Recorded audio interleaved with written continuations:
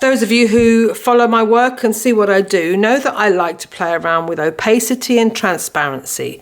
I like to print and paint and make marks on paper that I know is going to go transparent when I give it enough gloss medium. This is one example. And so what you get is these opaque areas, the dark areas, covering, concealing and revealing. Another section here, okay, that's been printed on with the black, but the paper becomes transparent or translucent when I lay it down with gloss medium. And here, okay. Opaque papers, well, that's easy. You can coat the backs of your papers with any opaque paint to make your paper opaque. Getting transparent papers, that's a little bit trickier. And what I want to do in this video is to show you how to test your papers to see whether you can get them as transparent or as translucent as possible. This is something I do on my online courses. So if you want to know more about playing around with opacity and transparency, arrangement, composition, colour, printmaking, collage, then head over to my website. But the easiest way to get transparency is to use as thin a paper as possible. This is an abaca tissue made from abaca fibres, and this is only 9 grams in weight. So if I glue that down with gloss medium, I know that's going to go transparent. But there are thicker papers that don't start off as transparent that you can make transparent. This is Teabag paper, and this is wet strength tissue. Both of these I've printed on and I've lathered them with gloss medium in order to get the papers to soak up the gloss medium and become transparent. These are 8 papers that I had in my studio that I'm going to use on this test. I'm not pre-printing on these, I'm just looking at the papers, seeing how they will absorb gloss medium and how transparent or translucent they will go. It isn't necessarily about the thickness of the paper. This is a copy paper. It's relatively thin. It's certainly thinner than its friend next door, which is a Yasutomo Hosho Japanese paper. But let's see when the test which one will go more or less transparent. That said, these are all relatively thin. You're never going to get a watercolour paper to go transparent because by the time it takes to soak up the gloss medium, it's going to seal those inner fibres, and that's going to prevent it from being transparent. So these are all relatively thin. These 4 are what I call kind of like bought papers. So we've got a straightforward copy paper, a Yasutomo Hosho paper, a Jackson Sumi paper, and an Artway rice paper. These are often called rice papers, Japanese papers, or Sumi papers. Then we've got these 4. This is a toddy coffee filter bag. And it's an American brand, and I bought them on Amazon and had it shipped over. It cost me more to have it shipped than it cost to buy the bags. But I wanted to see how this would perform because it's very similar to what I can get here, which is Teabag paper, and which is less common in America. The toddy bags come as a pack of 50, and when I say bags, I mean bags. They are huge. Okay, and of course, a bag gives you 2 sides. So you end up with 100 sheets that are going to easily be a good size for like a 10 by 8 gel plate, for example. The Teabag paper comes about 8-10 inches wide, and it comes on a roll. So you kind of buy it by the metre. Then we have wet strength tissue. Now, wet strength tissue I first discovered about 15 years ago when I was looking for an alternative to American Deli paper, which then was the paper that everyone was printing with on their gel plates, and you simply couldn't get Deli paper in the UK. So I spent months doing a whole load of research, and I found this thing called wet strength tissue. And once I'd shared that with my American friends, it's kind of gone viral. And it's a tissue that is coated in some way to make it strong.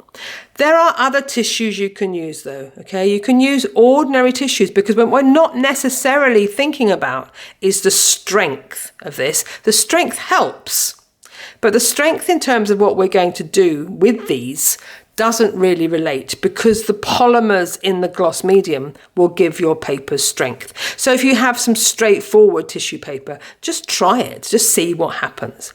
Then I've got a Deli paper. Now the Deli paper I used to use was dry wax, but I know from experience it doesn't go very, very transparent. The Logan one is better, and the Logan one is more universally available.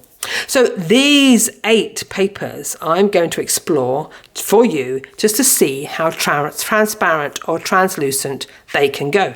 These are the 4 things I'm going to use for this test. I'm going to mist some of the papers just to wet them down a little bit. It just helps them absorb the gloss medium. This is the gloss medium. I'm using golden gloss medium. I buy it in big bottles and dispense it into a smaller bottle in order to make it easier to use.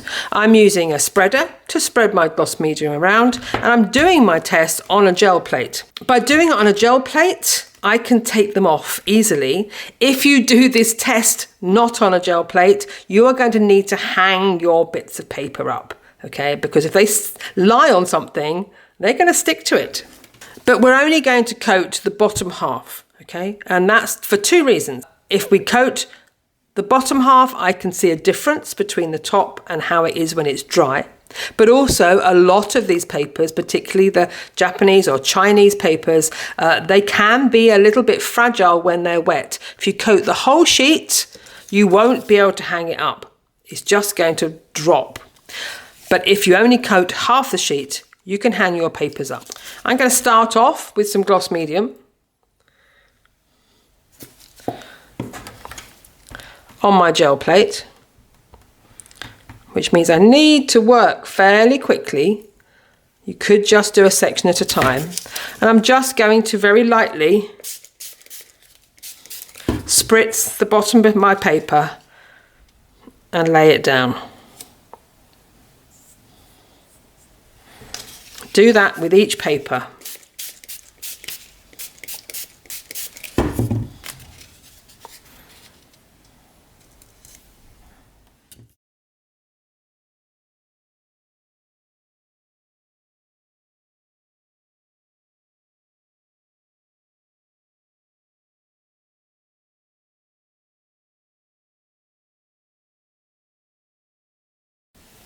Yes, I had to move them along a bit to fit them all on. That poor little Logan wasn't going to get there. And then if you feel you need it, go in with some more. Just to make sure these are nicely covered. I'm now going to leave those guys to dry. So here they are. I left mine overnight to dry. A few hours would have been fine, but they do obviously need to be dry. Hopefully you can see what I mean by the copy paper. Now the copy paper hasn't gone transparent in any way whatsoever. It has sizing in it which stops it absorbing your printing ink. Yeah? So that's why it isn't an absorbent paper. These guys don't have that. So your art papers are going to be way more absorbent. Things like watercolor paper are absorbent, but that's too thick. It simply won't go transparent. So a thin, absorbent paper is what we're looking for. Doesn't have to be strong, but it needs to be thin. So let's have a go. I'm going to try and peel this lot off in one go.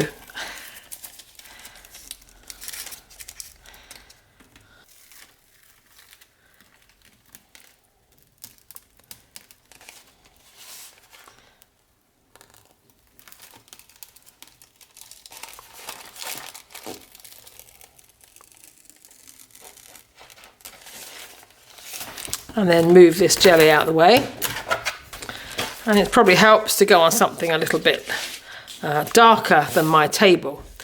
They all dry slightly differently, okay? They all absorb. This is my current favourite. These 2 actually are my current favourites. If I'm wanting super, super transparent, then the Artway rice paper, which is a UK product. The Toddy is an American product. These 2, as you can see, are super transparent. But the wet strength tissue and the Logan are fine, all right? Any of the others are going to be fine. Copy paper, definitely not.